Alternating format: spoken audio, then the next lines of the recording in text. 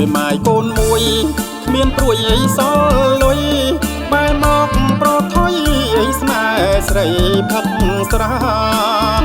មេម៉ាយកូនមួយគ្មានព្រួយអីសល់លុយបែរមកប្រថុយអីស្នេហ៍ស្រីផឹកស្រា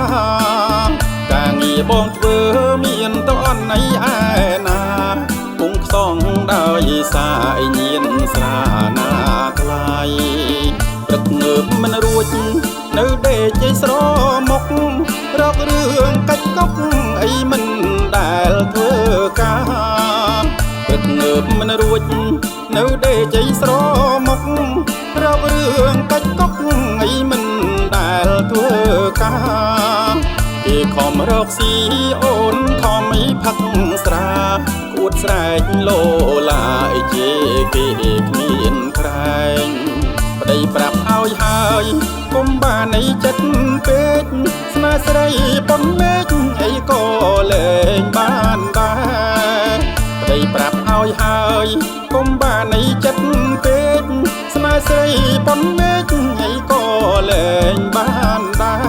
រល្មមឈប់ថឹកទៅណាពើមៀងស្នេហ៍បើអូនព្រមកែប្តីស្នេហ៍លំសាយ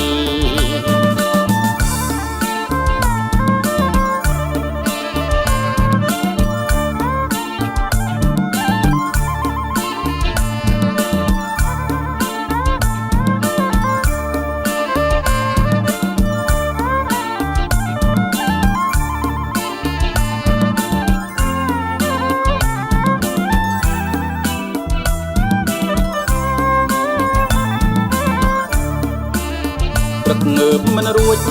នៅដេកជ័យស្រមុខរករឿងកាច់កុកអីមិនដែលធ្វើ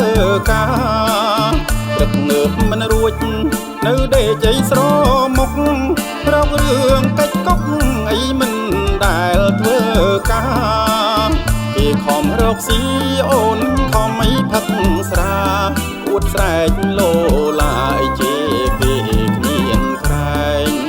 ប្តីប្រាប់ឲ្យហើយកុំបានអីចិត្តពេក